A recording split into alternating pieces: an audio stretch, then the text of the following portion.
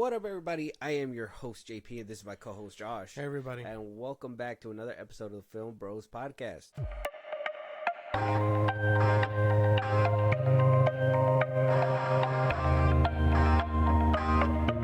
So, Josh, word on the street is that apparently Marvel doesn't know where the street is. They don't know where the street level stuff is. They don't know where what position they're in. They I'm not just gonna say Marvel, because apparently this is coming from a two-ended partnership that started back in what I believe in 2017 or 2018 between Sony and Marvel. Yeah. They basically got together, got into mediation, said, "Hey, man, we want to buy the rights for Spider-Man back," and they were like, "Well, no, he makes us a lot of money." Yeah. And Marvel was like, "Well, why don't we just try to walk this path together?" Sony wanted an established universe. Marvel had the established universe, and they made it work for a little bit. And then we got into a rough patch, which was when Disney acquired 20th Century Fox. I believe there was a big spat on where Spider-Man 3 was gonna go. Sony had no clue what was gonna happen, and so we heard about a little departure. I think Sony did a little diss, put out a note saying, "Hey, man, Fahey has his hands full with the X-Men. We'll revisit Spider-Man when we get to that point." Next thing you know, they made that $1 billion hit. No Way Home had Tobey Maguire, Andrew Garfield, some multiverse shenanigans. Yeah. Now we're in the next chapter. By the end of No Way Home, we started on the right foot. Right, Spider-Man is street level. He is no longer Iron Man Jr. that people used to make fun of him. I think you did too. Yeah. At one point, were you one of those? Yeah. You're one of the Iron Man Jr. people? It was Iron Man Jr. How rude. Okay, so by the end of No Way Home, you were kind of excited when he was going to be on his own and didn't have to worry about no Iron Man, no nothing, no Avengers, nothing like that. He is a clean slate. With that being said, we got a little fight between the two again, a little bit of a junction, if you will. Apparently, Sony, according to Daniel RPK, a known scooper, somebody who's been right repeatedly, behind the scenes is saying that mommy and daddy are back at it again with the fighting, and they're trying to figure out where Spider-Man 4 is going to go. While Sony Pictures is reportedly considering on bringing Tobey Maguire and Andrew Garfield back for Spider-Man 4, kind of double down on the multiverse shenanigans, all that stuff. Kevin Feige wants the movie. Kevin Feige is the leader of obviously the MCU and all that. Kevin Feige wants the Spider-Man 4 to be more grounded, more street level, while Sony wants this big movie. We capture lightning in a bottle with Andrew Garfield and Tobey Maguire.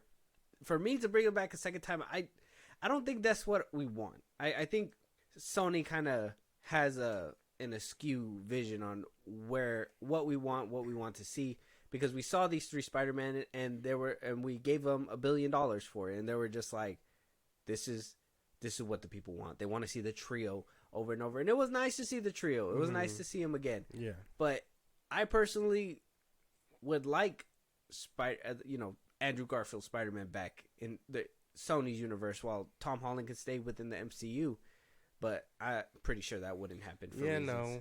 I mean, Sony is just so, out of touch. Of course, these two got everyone in the seats. But it wasn't just them. It was Willem Dafoe. It was all these other people that people knew were good about the previous movies. They can't continue to reuse that formula, because at that point it's unearned.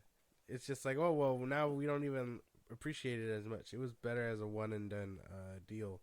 Not just I'm going to keep reusing this till people are tired of it. No, we don't want that. We wanted it. It's time to move forward and pick a different thing. I think a street-level movie for Tom Holland's Spider-Man 4 would be probably the best option. You don't need any more multiverse shenanigans. I mean, it's closing out. The multiverse is closing out. What are you going to have Doctor Strange back again? We don't need another multiverse story like this.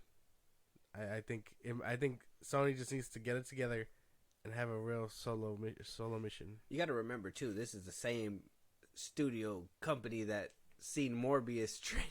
It was like, people want more Morbius. Re-release Morbius. Now, for the reasons why, I know some people are out there like, why why can't Sony have Andrew Garfield, and why can't the MCU have Tom Holland? Why? There's 2 Batmen, right? There's gonna be 2 Batmen. Yeah. There's probably gonna be multiple Supermen. Who knows? Mm-hmm. Why can't there be 2 Spider-Man? Well, the thing is that if Marvel's putting out a Spider-Man movie, they don't want Sony to have a competing Spider-Man movie against them. Basically. And I get it. It's out of the same vein, but it's gonna. If they're like Andrew Garfield Spider-Man is better than Tom Holland Spider-Man, they're gonna have to bite off each other, and it's just gonna be a big thing that it's gonna turn. Yeah. It's gonna turn this private spat into a very public spat very quickly. You're gonna see Andrew Garfield doing this thing, showing the popularity go up over here, and then they're gonna try to bite that, and then they're gonna steal. It's gonna do terrible things. Sounds dumb. It sounds very dumb that they'd even consider this an option, because they are the same people that put out Morbius because they were trolled. They're just so disconnected with what the fans actually want, when all we really want is a grounded Spider-Man story, interacting with Daredevil, something like that. Kingpin, yes. The Chameleon, yes. I want to see all that shit. His own villains, not Toby's or Andrew's villains. You want to see an established Green Goblin, exactly. You want to see an established within the MCU. Yeah, exactly. Okay, so that's a question too. Do you think Spider-Man No Way Home kind of would ruin that effect? I mean, if he knows that a Norman Osborn goes crazy, wouldn't he do what he can to prevent that in his universe? Same thing with, Dr. Octavius. Once he hears the words Dr. Octavius, he's going to be on edge and prevent it beforehand. I mean, they could do that, and then, I don't know, say it's like a Dark Knight situation where he's doing too much to the point where it ends him in trouble. And then, it could totally be like, oh, fuck you, Spider-Man, you did this to me, or whatever. You know what I mean? Yeah. Like, take that Two-Face route. I mean, that sounds kind of interesting. I don't see why they can't just, do something like that. It's because Sony said $1 billion for Andrew and Toby. I mean, if we do it again, will it be $2 billion? That's probably where the math is mathing for Sony at this point. Like I said, I would want to see Andrew Garfield back. I don't see why they can't just work together and try to, you can't have Tom Holland jump from multiverse to multiverse. It's not gonna work out. And I think we talked about this on our previous episode. Go check that out. But Venom being put in the MCU just to be kicked right out by Kevin Feige really says something there too. So lame. So why are they drawing this line? And then when it comes down to the next chapter, if there's already a line in the sand that started with, let's be honest, Spider-Man No Way Home, because I think with Homecoming they were on the same page. Yeah. With Far From Home they were on the same page. Maybe that was the division that they were just like, you know what, you guys have the juice, but we got the sauce. And so, by the juice, Marvel has the juice and obviously longevity and whatnot, where Sony has the sauce to, make TASM 2 and, but maybe not nail TASM 1 to where everybody would want them. But at the same time, not nail TASM 2 either. They have a lot of cool moments in what people like to call shitty movies. So I don't know. This one's a question for y'all, I guess.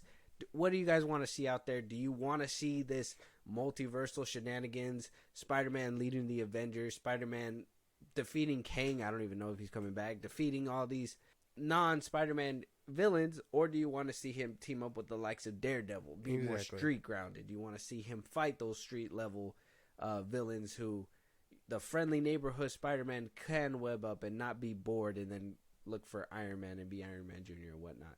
Blah, blah, blah. All the things that you don't like. Basically.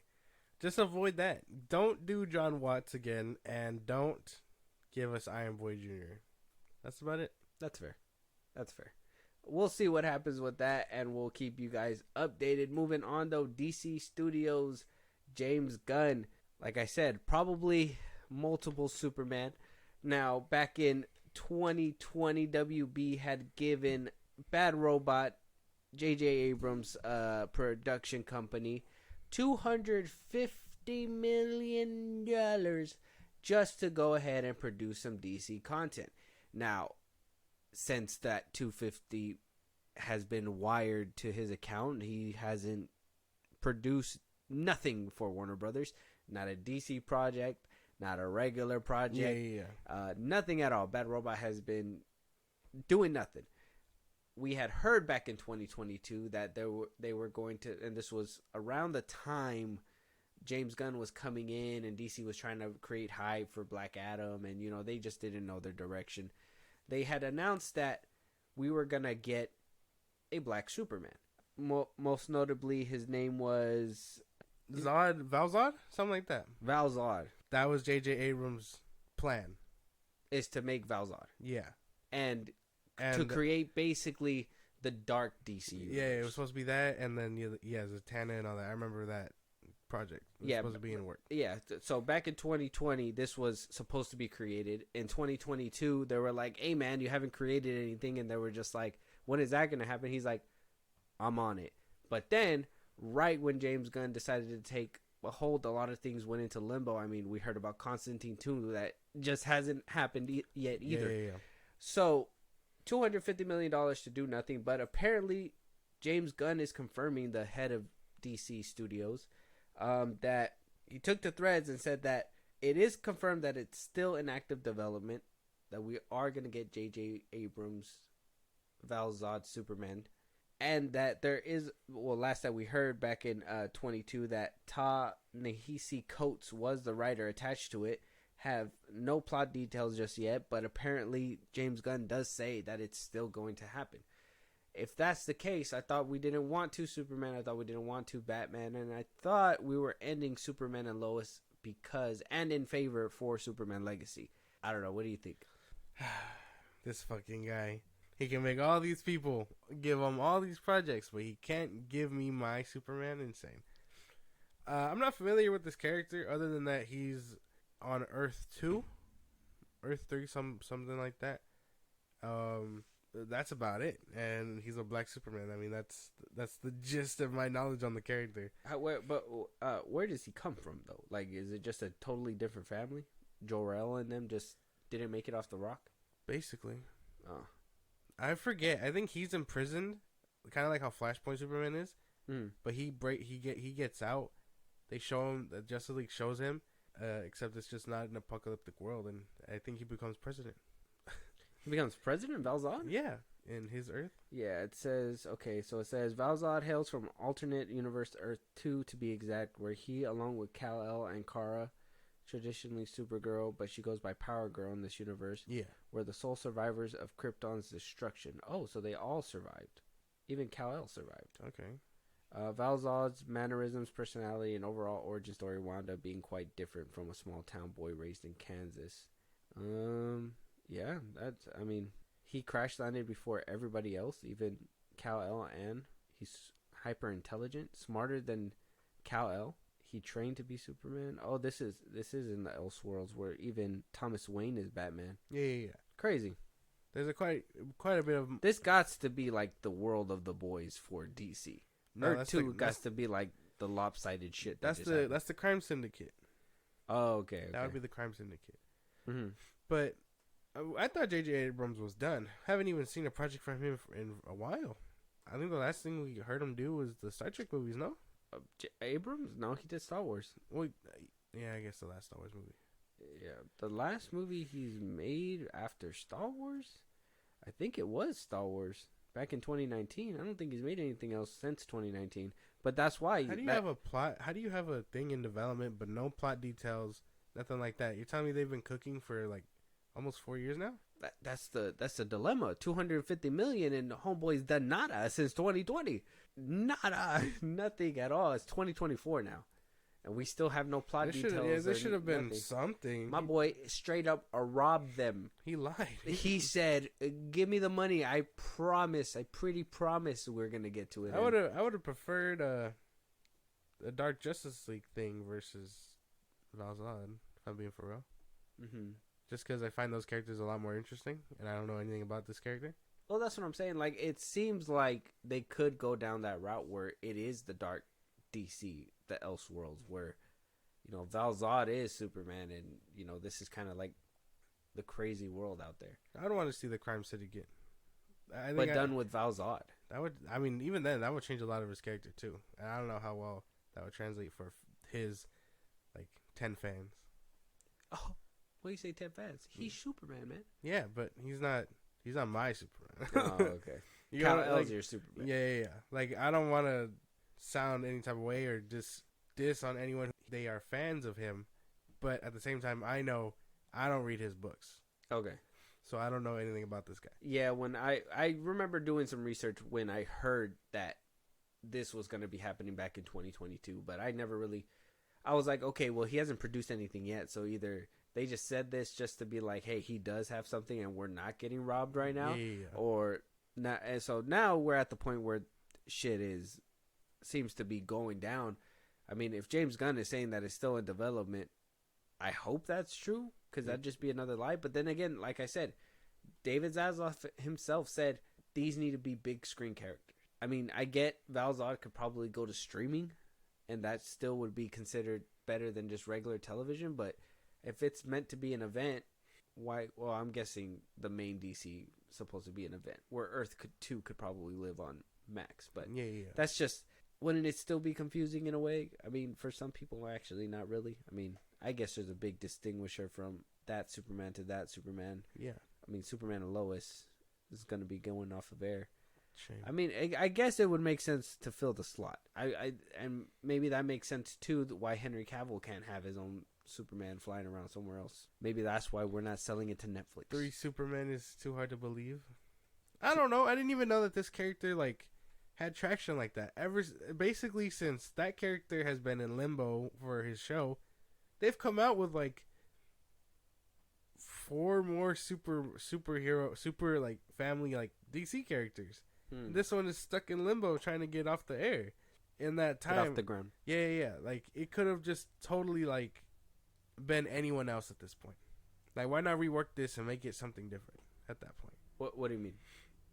The whole show in general? But I mean, what can they do that would be distinguishable and let people know that this isn't associated to the main DCU? I don't know. Well, obviously it's gonna have the Elseworlds title or the multiverse that's logo, one thing, whatever. Yeah. Mm-hmm. But even then, why not just use that to tell a different story? I want to see if this is gonna be a Val-Zod show, I expect to see his Justice League, which is Thomas Wayne Batman and all that. Which in realistically speaking, it can happen in an Elseworld. It'll probably shine a light. I mean, what happened when James Gunn announced that, Woman of Tomorrow, that comic book, is basically what Supergirl is going to be based off? That shit sold out. Mm-hmm. So who knows if when this comes off the ground, if it's oh yeah, this is going to be an Elseworlds on Max. Who knows when that's going to pop up and then be more mainstream and people are going to be like, well, let me pick up some Val-Zod. And then boom, they do it. Yeah, there's power to those people who will do that. I know I won't. No. Not for Val-Zod? No. You should just say yes just for the sake of it. Just to be for the comic book community. Yeah, no, I'm not. That's not going to happen. Them Creature Commandos, Peacemaker, I'm not picking up their comics just because they're supposed to be mainstream. I'd rather pick up an actual Superman comic, a real Batman comic, things like that. Not these substitutes or these B-listers, as I like to call them. It's interesting. Did you watch Doom Patrol? I did. I loved it. Fucking loved it. Loved it 100%. I haven't seen the last season. I still gotta watch it. Titans? No, I got out of that one. That one, I don't feel like the CGI or the story was there. At least Doom Patrol, they did what they did their thing with the story, and the CGI I could forgive them because I think as time, I think when it got put on Max, that's when they kind of upped the budget and looked a little bit better. I showed you Superman and Lois. Or I showed you clips of it, and then I showed you The Flash, which had decent CGI in the beginning. What would make you want to tune into this show, knowing that you need the CGI and the story for this?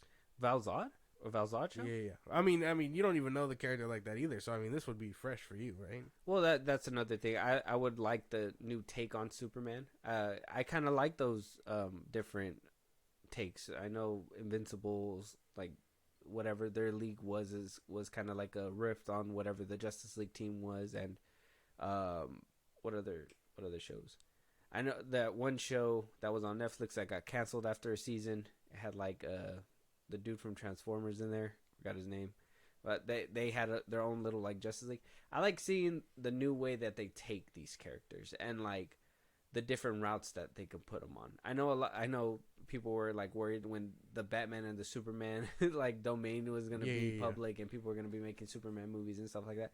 Like, I like those movies. I like seeing what if he didn't have the powers, but he had the powers and he had to deal with life growing up this way or something. Because I think that's something that a lot of things Hollywood should really take advantage of, is not necessarily not necessarily the common problems that people be having, but kind of showing the upbringing of like how things can drastically change if they're raised this way. Brightburn's a funny way to show it off. I know that one's kind of produced by your boy James Gunn, but I mean, I think that's like a different take. He's not my boy. That's your bizoy. But I guess that's fair. Yeah, I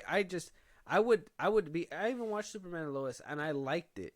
I liked the story. I watched the first season. I couldn't get past the first season. I don't know why. I haven't picked it back up. But I at least watched the first season. I really liked that whole family dynamic and like Clark being that dad, that goofy dad, and all that stuff. Like, I enjoyed that, and possibly because I like the Tyler Hoechlin. I think that's how you pronounce his name. Yeah. I like him as an actor too. And then after season 2 happened, I was gonna pick it up because I don't like doing the week to week. I usually wait until I can like just kind of go through it. And then I found out that the brother left the show, so I was just like, well, then there's no. Yeah, they tried to play it off in the 4th season. Did they? Yeah. I was just like, oh well, I guess no. What contract dispute? I mean, I guess that's fair. I really got nothing really to say. What would make them put you in the seat to watch Val-Zod? What would you have to see from that? It's different. I think it's different. Only because, I mean, I kind of read these books, you know what I mean? Like, you don't know anything about these guys, you know? So I think fresh eyes for you and fresh eyes for me are two different things, because if I don't care about them in the first place, I'm going to need to be promised something. Like, it would be really good. What would make them, like, okay, because I understand, like that whole comic accuracy, you know, like, this is who I read in the comic book. This is who I want to see within the show and stuff. Yeah. But, you know, as a person that likes to watch entertainment and content, what would they have to put in there? I mean, you don't even read him anyway, so that means that he's a fresh slate. Wouldn't that make you be a little bit more inclined to be like, okay, let me see what they got? At least the first episode or so. Kind of, but I know these shows change. They change a lot of things. The Flash changed everybody drastically. Superman and Lois changed everything drastically. Gave Superman 2 kids instead of 1. You know what I mean? Mm-hmm. So I'm sure they'll put their own spin on it. But I think it has to be actor and, I mean, I guess CGI for me too. Can't have any of these shows be as bad as like The Flash anymore. I know a lot of people were like rooting that Superman and Lois doomsday fight. They were like, that shit was ass. That shit looks better than the one in the movie. So I was like, ass. Oh, bro, that's crazy. God. People were insane for that one. But let us know if you guys would see a show with Val-Zod, or are your eyes completely tainted from what you guys have seen before.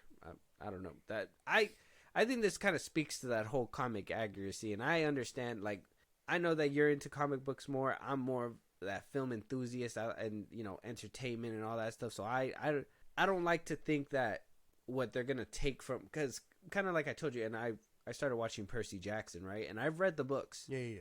They changed things already, and I understand that the writer Rick Riordan, he was on it to basically write the script, but he changed things for TV purposes. Yeah. You can't do the same thing in the book that you can do on TV, or in a movie, or in a TV, or in a Max series, or whatever the hell. And that's a good example because, like I told you, I haven't read those books in forever, and I don't remember them like that. So, like, everything is new to me. Yeah. And so, like, for you, you're probably just like, wait, that's different, or this is different, or this is... And me, I'm just like, well, that's cool. Like, you know what I mean? It's nice, and I'm still watching the show. I don't think but I understand that they got to change certain things in order for it to fit for TV, or for the movies and stuff. You can't have, you know, the same Superman, Clark Kent. That's gonna be. That's why when people are like, "Oh, Henry Cavill's Superman, he's not our Superman," whatever. I'm just like, why? Oh, because he's not happy and preppy like Christopher Reeves. Well, that's a different iteration. That's a different take. Yeah. I'm open to different iterations. I'm open to different takes. If somebody, if somebody's putting their little, what's it called? Their little spin on it, their print, I can take that. James Gunn, he's going to give us a different iteration of Superman.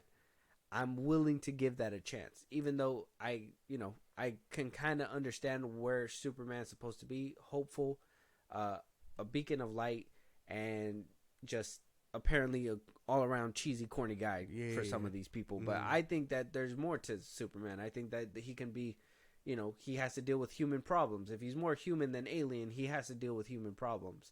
He's not going to deal with everything perfect like somebody who hasn't dealt with any of their shit will. You know what I mean?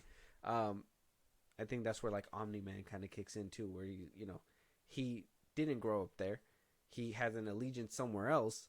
Like that could be considered like a form of evil Superman, and that imagine that coming down to Earth. That's scary. Like it's good to root for your hero, but understand like that hero can easily rip your shit in half. 100%.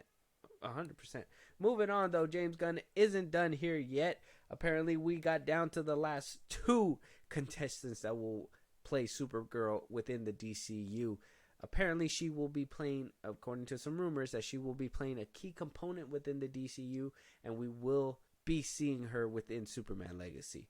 Whether it's a cameo, some small capacity, she will be there. We got down to the last 2. One of them got dropped out because apparently she didn't want to do the screen test. She was like, I don't need to read for you, James Gunn. Either pick me or don't. And so she apparently got dropped. That's what rumors behind the scenes says. So we are with Millie Alcock, who she played in the Game of Thrones show. I think we talked about it in a past episode. And then Meg Donnelly, which she is currently voicing the DC animated movies. Those are the 2 contenders. We are down to the top 2. I'm sure an announcement this upcoming week or the week after is going to be happening. But who do you think is going to take it? I'm thinking the girl from Game of Thrones. I'm going to just say that right now. I think the one that's voicing her already. Who do you think is going to win, though? I mean, because I could personally say the one who's voicing her already, which is Meg Donnelly. Yeah. I think that she should play. I think she has a look. And if she already voices her, I mean, why wouldn't you pick her? Basically. But Millie Alcock, she's a star. She was on Game of Thrones. People know who she is. Why wouldn't they go with a familiar face who would bring people in for seats? That's a good point. That is a good point. And to that, I say, fuck them. Your baby, basically. Fuck them both. Fuck them. Like, why no Batman? Like, I don't know. I don't know. I just feel like, because I haven't seen Game of Thrones, so maybe she isn't that big. Let me see what other things she's been in. Keep going. I think the chick that the voices her right now does a fine job at like just portraying her. It's all and voice work is completely different from acting, like with your face and all that. So maybe it's a little different, not seeing how she acts and stuff. But I think if she sounds like her already, she has to have to some capacity the acting chops for it. Yeah, she's only been in like Game of Thrones. She's been on a show called Upright. I don't know what that is. She was in a 2020 movie called The Familiar. Don't know what that is. So, I mean, big star only because of Game of Thrones. So, I think that's... If we want to talk leverage, Millie over here, she got Game of Thrones. She's known by a certain community. Easily can pick up traction because she's made a face. Other side, we got Meg. She voices her already. Technically, if he wants to stick by his word, he can easily be like, well, she will play animation and live action. She's already done animation, so she can do live action too. Right. But wouldn't that throw people off? Like how we said with Jensen Ackles? Because of Batman. Yes, but he could pick up now, if that makes sense. I mean, he's already kind of drawing the line in the sand saying that, we're bringing people back, but not everybody's coming back. Some actors might come back as the same role. Some may come back as different. So he already kind of announced that, and he can kind of double down. And that's something that you can't clip and deny because, well, he did say it, and he would actually be sticking to his word this time. So they both have some kind of leverage. I personally think Meg has the look, though. I don't know about Millie. She don't scream Supergirl where Meg kind of like really screams Supergirl. She looks really young. Meg Donnelly? Yeah.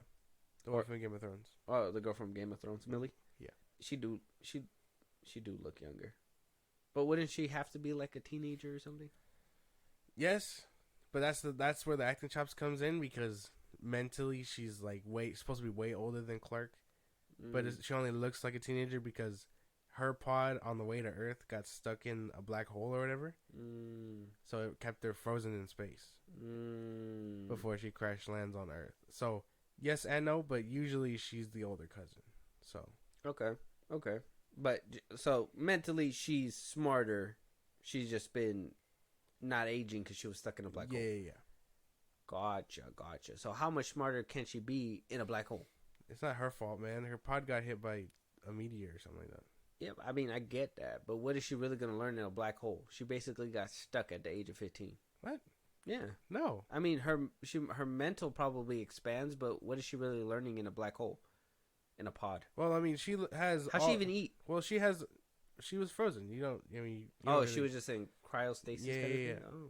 Yeah, no, but like, think about it. She knows more about... Krypton. But that's what Kal-El would know. Yeah. They ain't shit on her. Well, yeah, but... That's like being like, I grew up in the Hamptons. Now I'm here in the hood. I know how to do what I do. No. Plop, plop. It's over. What are you watching? I was like, but that's the thing, right? So when Clark meets her and she, comes to Earth and whatnot, he looks to her to share the knowledge that she knows, because she would know more, technically. Okay. Besides the stuff that he knows from the Fortress of Solitude and all that other stuff. Mm-hmm. So she's mentally older, and we just need someone to portray that older like vibe. Okay. Which Millie kind of, I think she was like the queen in Game of Thrones. I mean, that kind of shows some maturity right there. She got to play somebody sophisticated and shit. I don't know. Yeah, this is tough. This is going to be like a tiebreaker type shit. But I personally think look-wise, Meg Donnelly got the look. I think that's Supergirl. Like, I look at the pictures, the comics and all that. I think Supergirl. Millie, maybe she got the chops better because she acted in person. I haven't seen Meg Donnelly in a lot of like live action things. I heard after we talked about this, I did go watch the animated series just so I could see what kind of work she does as Supergirl, and it's not too bad. It's not too bad. I think she does really well, but can she pull it off in live action? That's a question for you guys. Let us know at the socials that Josh will give you later on down the line. Supergirl is coming into a finish. Superman Legacy is apparently going to start filming pretty soon. A big movie coming down the road. This is an anticipated one. This might be No Way Home all over again, or this could be The Flash all over again. There's no in between. It's going to go one or the other. And I'm just saying, if Superman Legacy goes the way of The Flash, Lord help DC at this point. Oh my God. We don't know what to do. Yeah, no. Moving on, though. A lot of outrage. I couldn't pull up one article. I decided to pull up all of them and just leave them on the screen. So, a big upset and a big uproar has happened over the week. The Oscar noms were announced. And a nomination in particular really got people riled up. Yeah. Now, Barbie was nominated, and a couple of the actors were nominated, and the only two that were nominated within the movie were America Ferrera. She was one of the girls that was nominated for an Oscar. Yeah. And then we also got, what's his name? Ryan Gosling as Ken. Mm-hmm. But a big uproar happened because director Greta Gerwig didn't get nominated, nor did Margot Robbie get nominated. A lot of people were like, what? A Barbie movie about females and the male gets... Whoopi Goldberg, I think she was one of them that was like, oh, the male gets recognized, but, a woman doesn't. Hillary Clinton said nice things about him. I know that John Cena came out to show support as well.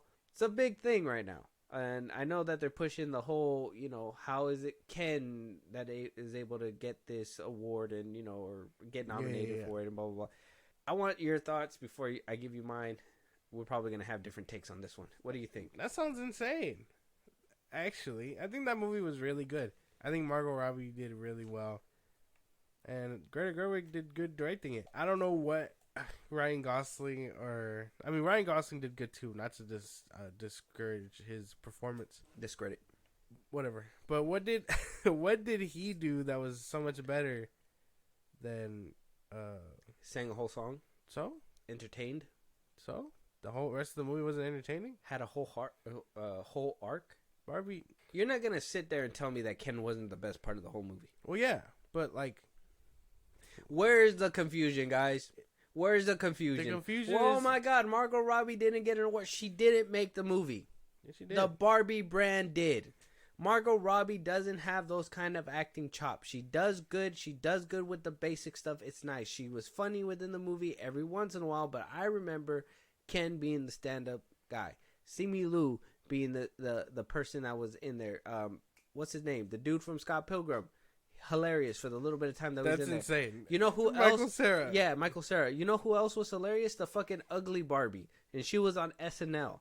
I think they all overshadowed Margot Robbie. And I think Greta Gerwig has some complacency to that because she allowed it to happen. She should have got more out of the lead actress, which was very basic, I would say.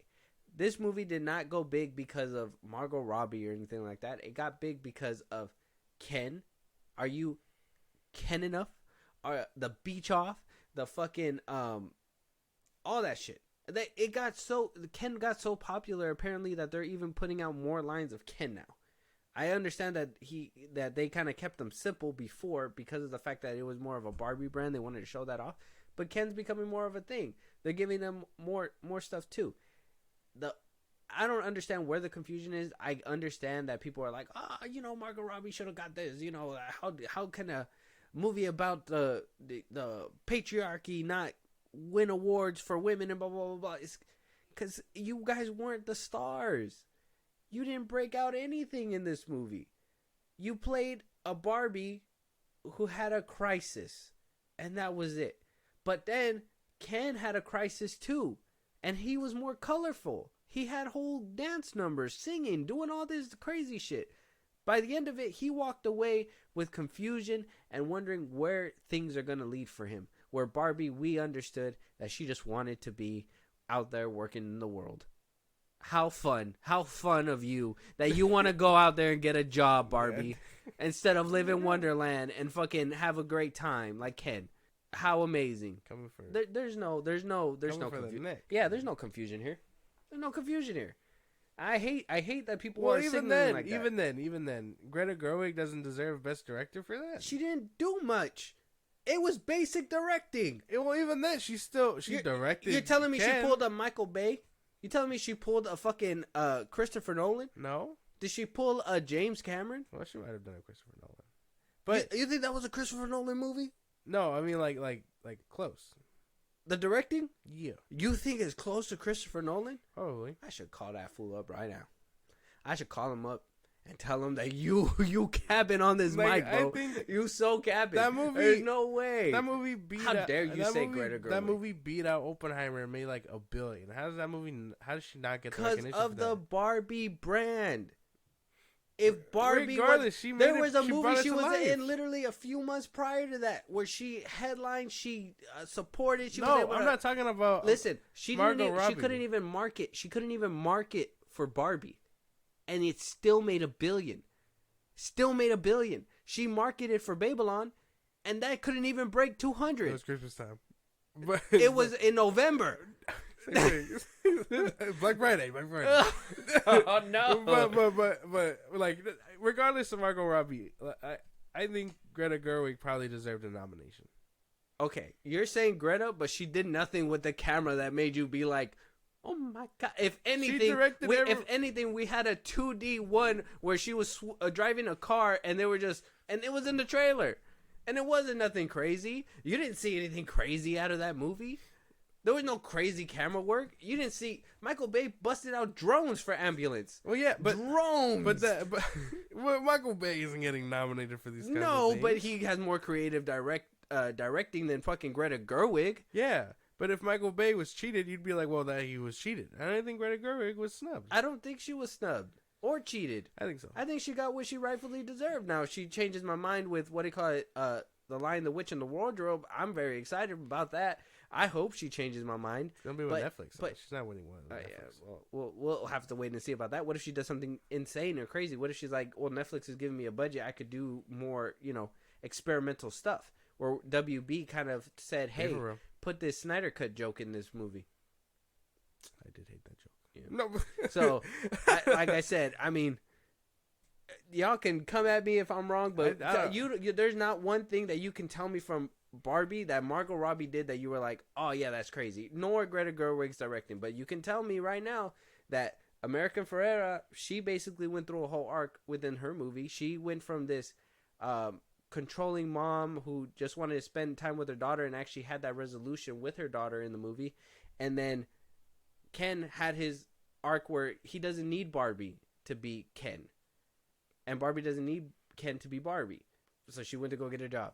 And that was it. So what, like, come on, man. There's no way. There's no way. I can understand you could sympathize for it, but you cannot say that they did scene, I mean, not even that scene where the camera's focusing on Margaret and she's, like, tearing up and all that, where she's on the bus station or bus stop. That whole scene. Who? And Barbie. Margot Robbie? Yeah. She was crying on the bus stop? She's like watching the families and all that go by and stuff, and she's like having a moment to herself, and then she like starts to tear up, and then the old lady's like, "Why you look so good?" or whatever the fuck she says. Yeah, but that was whatever. But that was good acting from. Well, I'm not saying I wasn't saying it wasn't bad. I wasn't saying it was bad acting. I'm saying her arc in the movie wasn't exciting. Nothing was too crazy. I understand that she probably acted in the movie. I'm not saying that her acting was bad. I'm just saying that she didn't. But I'm saying that she didn't do anything in the movie really. Like she. Okay, you get awards by crying, but why did you cry? Why did you cry? Ken had this whole musical number. Ken was able to dance, get his point across, and have this spat not only with his self, but with the other male Kens. And there was this whole side war that was happening that I was low-key a little bit more interested in because they looked like they were having fun. Barbie didn't look like she was having fun. She was going through some shit, bro. And some shit that people, let's be honest, didn't really care about. How are you going to tell me to feel sorry for her that she went from this nice, cozy land and she had like some kind of crisis and now she wants to have a job? That's not exciting. That's not exciting. That's not exciting. And then Greta Gerwig, her directing, don't get me wrong, it was fun in some scenes. Barbie Land was cool, all that stuff. But that was all props and sets. She just displayed it on a camera. She didn't really do anything crazy. There was no one-shot scene. There wasn't nothing. No, not this cool angle where like you can see the tears and, kind of what we just did our review for Jake Johnson's movie where we're talking about like how the camera kind of pans or whatever. Though it was very not basic, but like very weird for us to see. At least you could tell like he tried to do something within that movie. Greta Gerwig didn't do anything besides the basic necessities. Interesting. I don't know, man. Yeah. Come at me, bro. Did Oppenheimer get any awards? I think they got nominated for a couple things. Let me see. I'll pull up the whole thing right now. Because if Oppenheimer wins over Barbie, they won the competition, right? They won the Barbie, the Barbenheimer thing. Barbie beat with money. Barbie beat it out. Yeah. So Cillian Murphy is nominated for lead role. Oh, Bradley Cooper for Maestro as well. Ooh. Coleman Domingo as Rustin. A Netflix movie can make it on. Okay. Yeah. Jeffrey Wright from American Fiction. Paul Giamatti from The Holdovers. Actors in supporting roles. Ryan Gosling for Barbie, Mark Ruffalo, Poor Things, Robert Downey Jr., Oppenheimer, Robert De Niro, Killers of the Flower Moon, Sterling K. Brown, American Fiction. Actress in the leading role. Yeah, she's not on here. Emma Stone, Poor Things, Carey Mulligan, Maestro, ooh. Sandra Huller, Anatomy of Fall, Lily Gladstone's Killers of the Flower Moon, Annette Bening Niyad. Actress in supporting role, Emily Blunt, Oppenheimer, Daniela Brooks, The Color Purple, America Ferrera, Barbie, Jodie Foster Niad, and Davine Joy Randolph for The Holdovers. Animated feature film, Hayao Miyazaki and Toshio Suzuki, The Boy and the Heron. Elemental by Peter So and Denise Ream. Nimona, Nick Bruno, Troy Kwan. Robot Dreams, Pablo Berger, Iban Comenza. And Spider-Man Across the Spider-Verse. Kent Powers, Justin K. Thompson, Phil Lord, Christopher Miller, Pascal. Yep. Cinematography, Oppenheimer, Maestro, costume directing, Anatomy of the Fall, Justin Trait, Killers of the Flower Moon, Martin Scorsese, Oppenheimer, Christopher Nolan, Yorgos Lanthimos, Poor Things, The Zone of Interest, Jonathan Glazer. Yep, they're not there, but you can have a Netflix film be on there. So Maestro was really fucking good, man. I mean, I kind of want him to win. Ken got nominated for the best song 2, The Fire Inside from Flaming Hot. Oh, that's a good song. It Never Went Away from American Symphony. Wa Za Za from Killers of the Flower Moon. What Was I Made For from Barbie. So I'm saying, I mean, another song, basically, but Billie Eilish sang that one. Damn. So maybe this movie just didn't deserve it. Maybe it just wasn't strong enough. Production design got nominated for Barbie, which it was cool. The sets and stuff. The sets and everything. That's what I'm saying. Like, out of everything, I mean, I understand the uproar. I understand this was like an all-woman, like, female-led movie. It made $1 billion. I mean, it was directed by a female. Like, this is a monumental moment. The fact that it beat out Oppenheimer is, like, a monumental moment. I'm not discrediting that at all. I think Barbie should honestly be getting different kind of awards. But if we're talking about film, I mean, Barbie didn't even make your top 10 for 23. It wasn't that good. Uh-huh. That's good. what I'm saying. It wasn't that good, but I could tell you the highlights of the movie. The highlights of the movie was Ken. Yeah. Ryan Gosling, Simu Liu. Yeah. All that stuff. Yeah. Why were they the better parts of the movie? I don't know. You tell me, but I don't know. I understand what you're saying, and probably I went on a tangent with all this stuff, but like, you could still have your opinion, but you at least see what I'm. I see what you're saying. I can simply disagree. Like, I think Greta Gerwig probably got snubbed, which is fine because Maestro's up there. So I'm that movie's really fucking good, dude. Like, I argue better than Barbie, man. 10 times better than Barbie. That's a good ass movie. But we think that she deserved a fucking nomination. Not over Bradley Cooper. I'm sorry.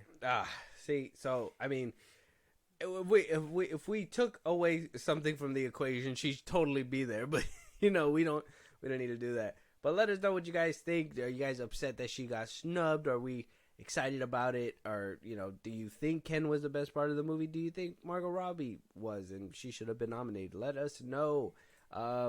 Daredevil. Born Again, all Daredevil fans, you guys were eating good this week. We got multiple confirmed castings. John Berthal coming back as Frank Castle. We've already talked about that. We know that's happening. But Vincent D'Onofrio as Kingpin, Charlie Cox as Daredevil. He is no longer going to be the cameo queen. He is going to be the fucking main course for a whole 13 episodes. Not 18 anymore, 13. We also got Deborah Ann Dahl as Karen coming back, Eldon Henson as Foggy, and Wilson Bethel as Bullseye. And I, for one, just gotta go.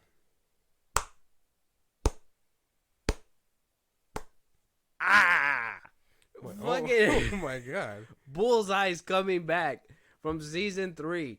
And I am so excited. I'm so, like, when I heard this was happening, look, Marvel lost me. But if they fucking nail Daredevil, they bring back Bullseye, they fucking pick up where season 3 left. My God, Kevin Feige, I will go through great lengths to find you just to give you the best one. The best one. Oh my God. Yeah. No. We gotta have standards. I give him a little, like, kiss on his bald head, like, that's about it. Good job. Put the cap back on. Yeah. You did it, Kevin. You did it. How'd you get in my house? Don't worry about that. Security's not that great around here. Exactly. If this was a mouse's house, I would have taken many. This is exact. But I mean, this is great. Daredevil fans have been eating really well as of lately. Good for you guys. Can't even be mad at this. You guys, are you not on the boat with us? What? Well, yeah. Not a Daredevil fan? Yeah, I am. Squabble up. Put him here. Put him here. I like the movies that you're doing. Yeah, no, I'm with you guys. I'm with you. I'm more excited for Punisher. I gotta be real with you. Like, I'm excited to see him. Oh yeah, man. You seen the 2 seasons, right? I did, yeah. Oh, dude, great stuff. And then they chopped him at the legs. He was supposed to get a 3rd season. Yeah, just Marvel was like, put it into all that. We're gonna do our own thing over here, and they were gonna totally fuck it up. They were gonna totally fuck it up until everybody. Thank God, everybody were on the same. This is what I meant too. Like, you guys should not settle for mediocrity. That Echo show, I understand. I get it. Same thing with the whole Barbie thing. You guys really want to stand up for it. I get it. But when shit sucks, you gotta say it fucking sucks, man. It's not good shit. Fucking whatever else Disney Plus stuff that was happening. I mean, Loki season 2, no offense. I know you say it's like the bee's knees. But I say it's not even the knees. It's like more like the ankles. They went lower. Season 2...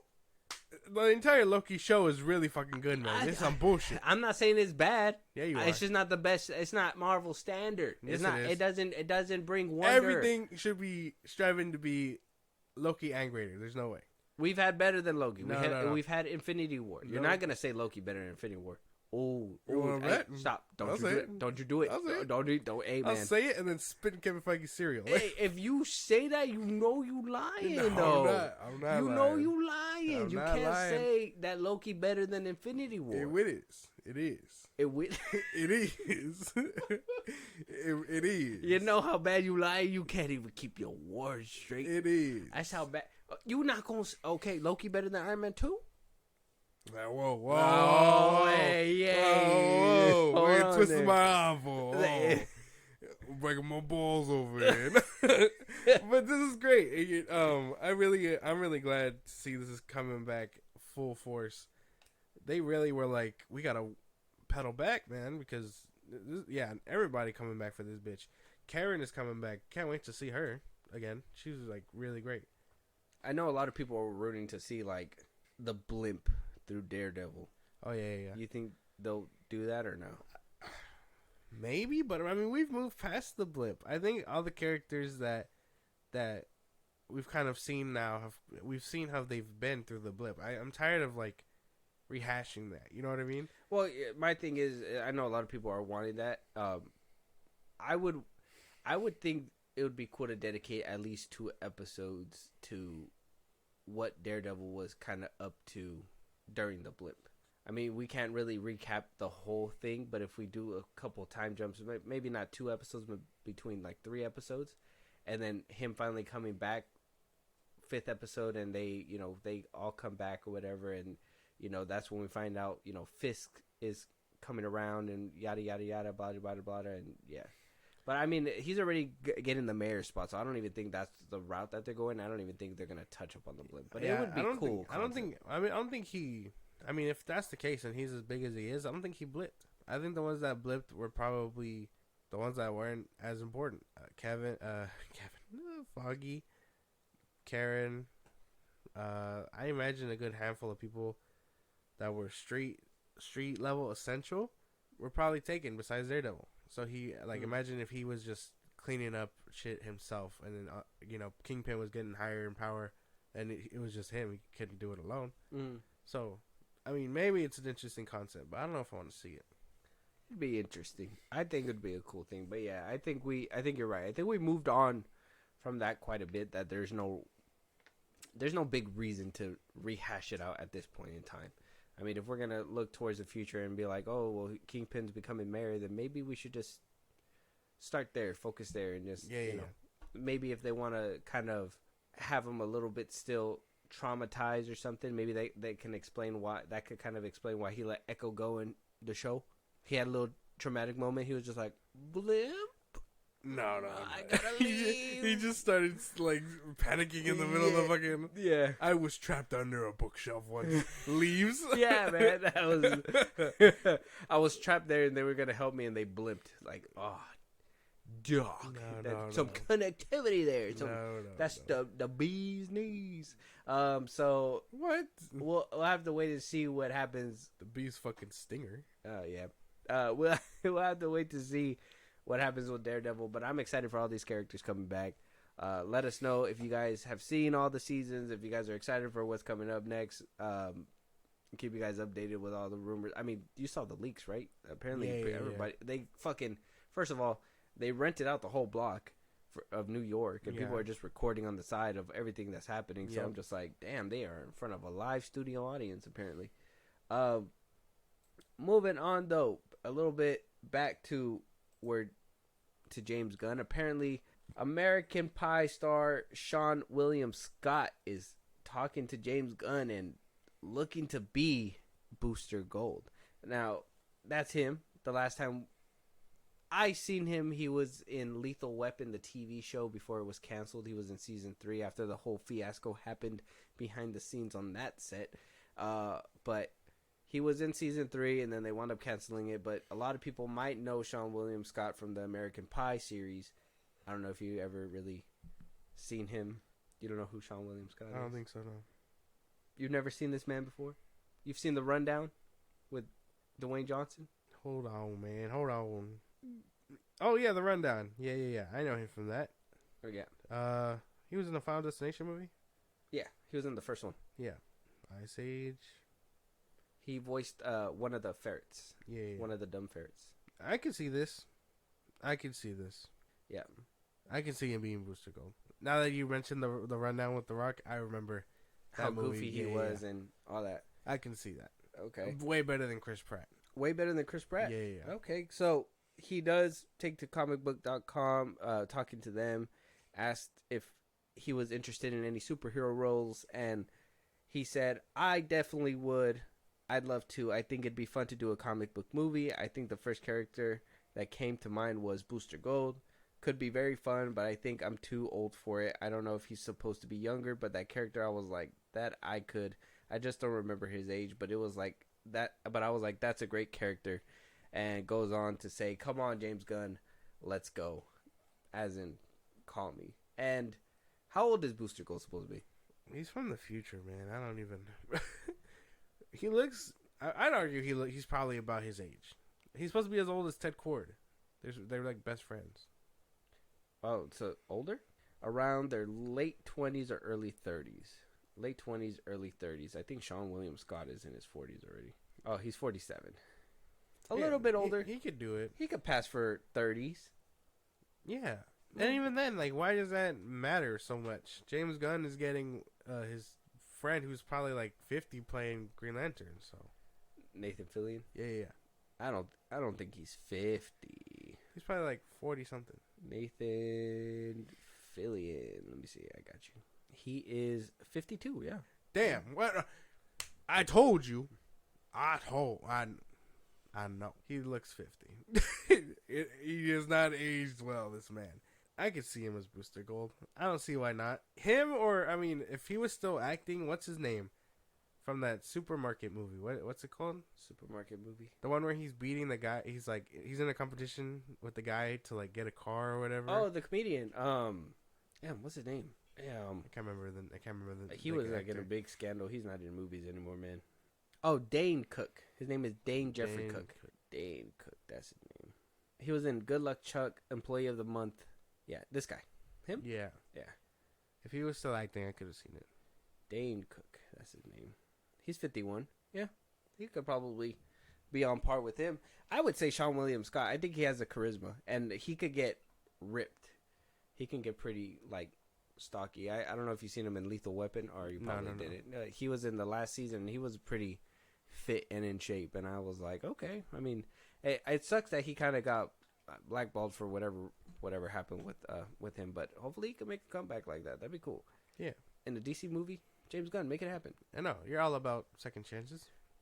Oh. So, why not? Oh, wow. He brought it up. Moving on, though. Mathew Vaughn giving us updates for not only his third Kingsman movie, but also a new Kick-Ass movie. Apparently being dubbed as Kick-Ass 3, but we don't know just yet. But starting first with Kingsman 3. Mathew Vaughn basically says that Kingsman 3 is on his to-do list. He basically has the finishing done. He knows where it's going to end, and he has the beginning done. It's everything in between that he needs to work on, he says. So apparently they know where they want the movie to end and where they want it to begin, but just not the in between.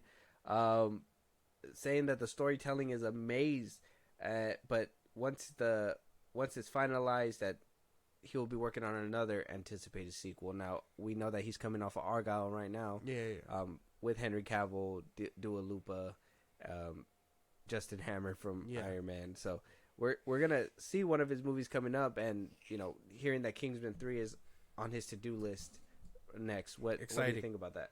I can't wait to see what he has in store for the third Kingsman movie. I've been waiting forever for this fucking movie. I really like the first one. I wish I could say I saw the second one. I still have to see it, but I know it's a banger. Circle? No, I know it's a banger. I just haven't seen it yet. Luke Skywalker's in there. Word? Mark Hamill? Yeah, word. Yeah, I gotta see it expeditiously. Yeah, we gotta put you on that movie. But I can't. Yeah. Have you seen The Kingsman? Yeah. The first one? No, like the spinoff. No. Oh, that one's a good one too. It's supposed to be like a prequel on how everything started. Mm-hmm. It's pretty good. Okay. Well, see, I still got a bunch to see through, but we're making it through the Planet of the Apes movies, guys. Just a little update on that. We're making it through cinema. But I just can't wait to see Argyle too. Okay. Yeah, me too. I can't wait to see that as well. Kingsman 3. It's been a long time. I think the lead actor who plays Eggsy has been coming out. What's his name? Taron Egerton. That he's been coming out saying that he's been waiting for the script, wanting to get there already. I, for one, have been waiting on it for the longest time, so I'm expecting this to come out pretty soon. But before we get to the kick-ass news, I just want to ask real quick. We are getting through the Planet of the Apes movies. We're probably going to give out reviews one of these days. How are you liking the story so far for somebody who, is their first time watching it? I think it's really good. I think the first one was really good, and the second one was just so much better. I hope the third one is like the perfect ending. Otherwise, it all kind of tumbles for me. But the first two movies are really solid.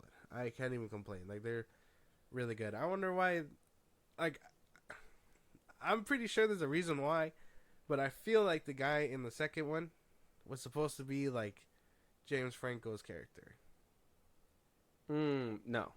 Just somebody completely different. Really? Yeah.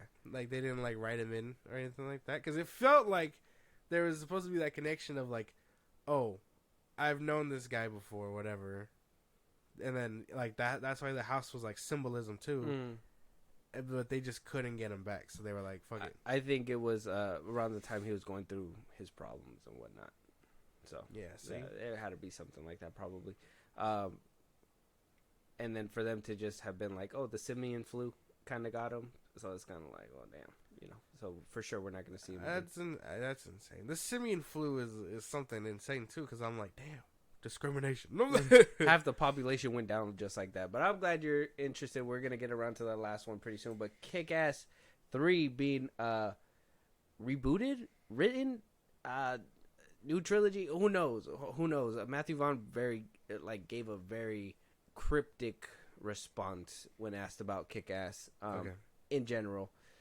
So when speaking to Collider, apparently Vaughn confirmed that a Kick-Ass 3 script was happening. He says, we are halfway through it. It's very, very, dare I say it, and it's going to be cliche coming out of this head of mine. It's a very, very meta universe. It is what Kick-Ass was reinventing and creating an R-rated superhero, and no one was really doing it. This is taking the whole concept to a worthy, not even a sequel, because I think it's just a whole new way of doing Kick-Ass, which couldn't be more Kick-Ass. He goes on to say about a trilogy of Kick-Ass movies, saying that the trilogy will be School Fight, this movie, let's call it Vram for the time being, and then Kick-Ass, and they're all connected. Got a little rebuttal back saying that what are they planning to do these movies back to back? Are they gonna do them separately, one at a time? Greenlit, green light. Does this one do a lot of money? Green light. Does this one do a lot of money? And he says no. So when this Ram is finished, I think this will launch. I'll be conservative on this. If we're lucky, Toronto. If we're not lucky, Sundance. Well, this year, next year. if you know what I mean. So one thing I can decipher real quick is he's going to wait to see how every single one of them does. He's going to do Sundance viewings just to make sure people are on board with it, if necessary, or actual like showings to the public, you know, the test screenings to make sure that this is the route that they're going to go in. Once it gets positive and, you know, the green light for the money and all that stuff, that, you know, he'll work on the next one and so on and so forth. Hopefully this doesn't turn out to be a kick-ass or a Kingsman thing where, you know, you go to a spinoff and you go somewhere else. Yeah. He does say Kick-Ass is going to be a third-parter. It's going to be Kick-Ass 3, but it's going to be part of a trilogy of 2 other movies that are unrelated to Kick-Ass. So it'll be Kick-Ass 3, this other movie. Like how Glass and Invincible was and all that? Yeah. Interesting. That's what I think. I don't know. Do you have a different take from what? Well, that's what it sounds like to me, too. Yeah. Like, as soon as you were describing it, it sounded like he was going like the M. Night Shyamalan way. What? I mean, why not? Just throw it out there. Like, what if it's part of that universe too? Yeah. Very self-aware. I mean, he's saying it's going to be meta, so that's why. So, I mean, that sounds insane though. I'd be down for that. Not a traditional like how the first 2 were, where it's like based off the actual comic books, but it's just a meta commentary on the actual comic book. Yeah, that could be interesting. Okay, a little bit of a different route. Yeah, because it'd have to be a different spin, only because we've come a long way since the first 2. Yeah, like and I don't comic think book he's genre gonna get that, and I don't think he'll be able to get Aaron Taylor Johnson or whatever her name is. Yeah, the other girl. Well, yeah, but I wasn't talking about that. I just meant like comic book movie genre wise. Like he was one of the first ones to do it and take it out of its like comfort zone. Yeah. We had like Batman and all that, but he broke the barrier and did blood and killing and So and we've come a long way. We see The Boys. The Boys is getting its 4th season already. This movie is barely being talked about. He has to do something interesting. He has to reinvent it. How you say? That's hard. That's hard to maneuver. But I mean, a lot of people didn't really like the second Kick-Ass either. I mean, were you on board with that one? I was on board with some things, not all of it. I think the heroes versus villains aspect was funny and cool, but for the most part, it was like an alright movie. Can't even be mad. I think the first one was like really good though. Yeah. Okay. All right. Makes sense. But Kick-Ass 3 in the works. We're probably gonna get a trilogy now, from different with different titles and not just Kick-Ass. So we might be seeing spin-offs of spin-offs of from the comic book, from different characters, and basically uniting to be a trilogy. Let us know what your guys' thoughts about that. But now we're to the good part. We finally got a trailer for Avatar: The Last Airbender, Netflix's Avatar: The Last Airbender. We also got our hands on the new Roadhouse trailer starring Jake Gyllenhaal and Ewan McGregor, and Jordan Peele produced movie called Monkey Man, where he felt it was being made for streaming, but he felt it was too good that it needed a theatrical release. So apparently now it's going to be in theaters. Okay. We're starting off with the Avatar: The Last Airbender.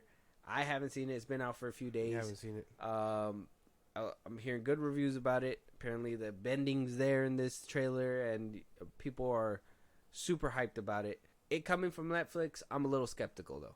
How do you feel jumping into this Avatar trailer? I'm skeptical about all things that have the Netflix name on it. I'm excited. I can't wait. I don't have a problem with these live action adaptations. Like I like the One Piece one and all that. So okay, so you think Netflix has been doing this thing? With cooking, if you will. Yeah. All right. We'll see if they continue to cook. Let's jump into this trailer. The Fire Nation is embarked on a dark path, and the world might never recover. The world needs the Avatar. It needs you, Aang. February 22nd. What do we think about the trailer? I like it. I think there is minor CGI issues, but only with like the background and the cities and stuff. But I think everything else looks pretty solid. Gives me that like One Piece tone. It kind of reminds me of that one. I mean, I can't say I see anything too bad, besides obviously my rapport with Netflix. You know what I mean? So can't be can't be a hater and say that I'm not excited for it, because I am. I like the bending. I think the bending looks pretty cool. The earth bending and all that. But I don't know. Something about the cast kind of says Little Leagues. If that makes sense. I think it's the cast. I like when the movie came out, and I understand a lot of people have a lot of gripes about the movie, but the actors in there were like, they looked rugged, you know, and these ones just look a little too clean, like a cartoon. And I understand, you know, cartoon, but I mean, if we're being adapted, this is where, like, I think the translation from like animation to live action kind of gets mixed up, because the companies think we want is the same. I mean, I guess that you got people that, you know, like the Lion King, that are like, oh, we wanted to see them have faces and not be super hyper realistic. And we want things, when it comes down to like these genres, to be realistic. You know, we want to be able to feel like these kids are being put through things. And I don't know, maybe it's just because of the trailer, they got to show them all clean, but maybe they can get down and dirty when it gets down to it. I don't know, maybe I'm just finding little nitpicks, but this trailer, I don't know what it is. Something is just not giving for it. I want to say I'm excited, but there's just something that's not making me fully there. I can't put my nose on it. I don't know what it could be. I think everybody looks fine. I'm sure probably because it is a newer cast for the children, sure, but I recognize the actors that are the adults, basically. Yeah. Like the Uncle Iroh, he was in Star Wars. He played the pilot in Mando. Oh yeah, that's right. He did. Yeah. Yeah. So I mean, they have some seasoned actors, and maybe they'll probably be the best because, you know, they're older and they've been acting. Yeah. But I'm excited to see what these other ones can do. The smaller actors, I guess. Okay. The children. All right. The Avatar: The Last Airbender trailer is out right now. Go check that out. Let me know what you guys think, and tell me where I'm tripping, because I need to figure that out. I'm not sure. But we also got the new Jake Gyllenhaal movie. Now, this is the one where Bezos basically said this isn't a theater movie. Yeah. You know, he watched it. They pulled Dwayne The Rock Johnson, showed it to him on his yacht. Producer said, no, this is going to be a streaming movie all the way through. Jake Gyllenhaal thinks differently. I've been waiting for this trailer. Yeah.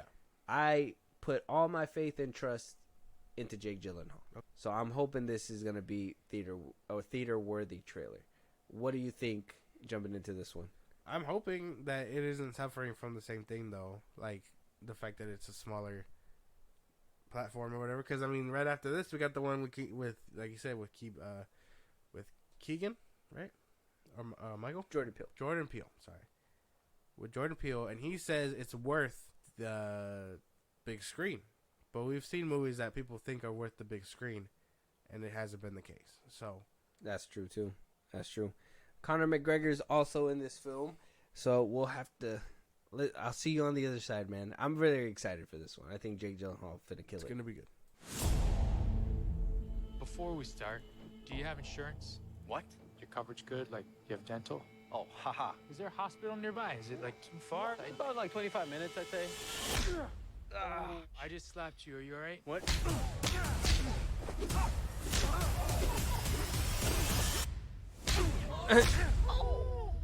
So you like to fight?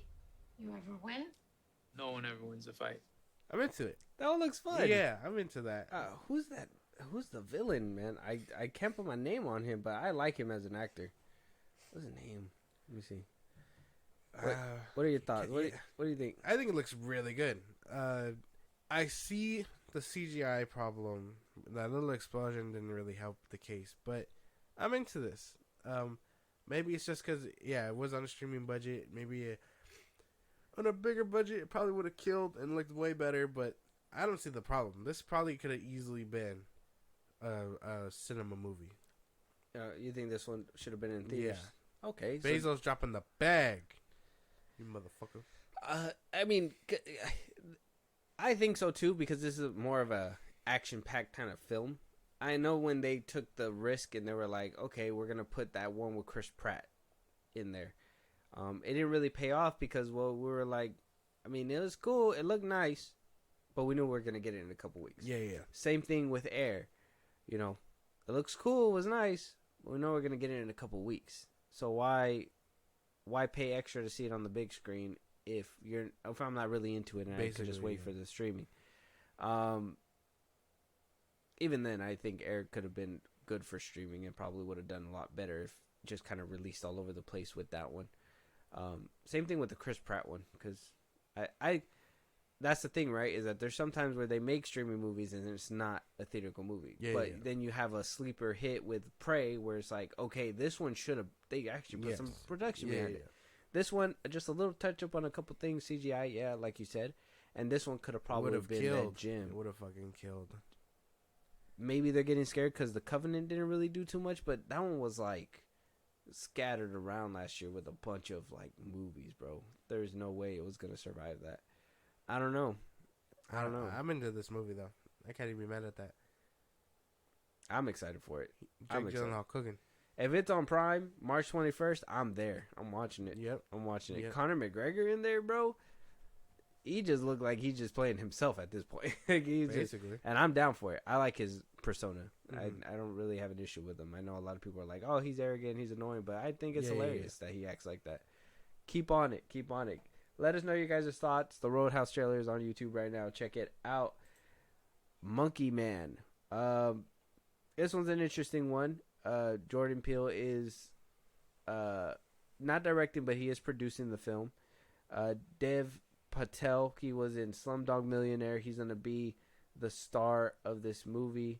Can't seem to find a director for it, but let me see right here. Oh, Dev Patel will also be directing this movie. Crazy. It will be his directorial debut, and it's going to be an action flick. So, Monkey Man. All right. I mean, Jordan Peele being attached to it. I mean, if he's vouching for it, saying this one's theater material, we'll see what happens. For sure.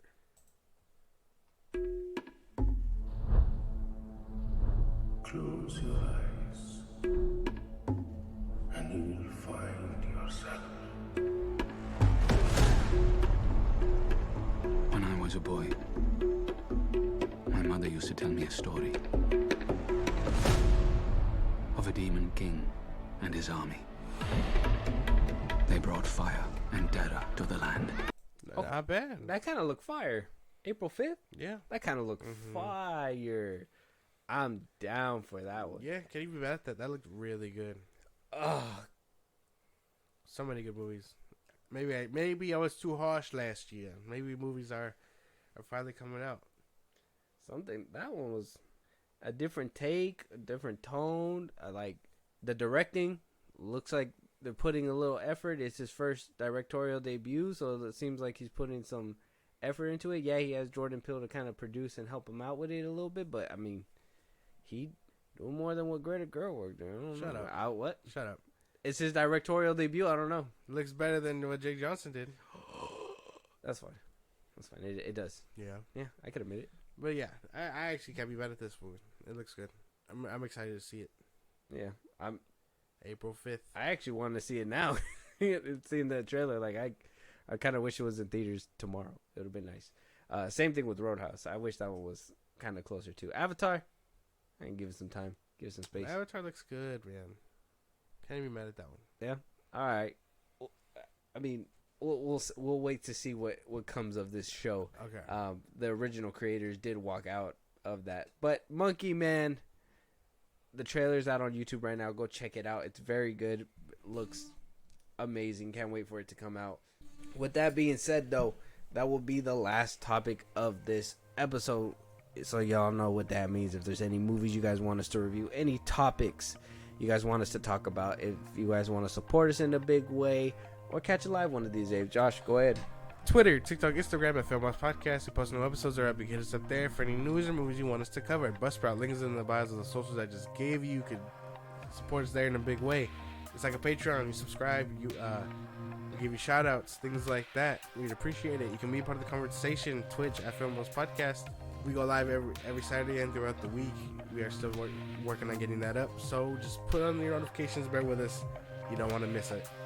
You can listen to us anywhere you get a podcast at FilmBros Podcast, Spotify, YouTube Music, Apple Podcasts, things like that. We're on a bunch of sites. And then when it's all said and done, subscribe to our YouTube at FilmBros Podcast. And with that being said, we will talk to you guys on the next one. Talk to you guys later.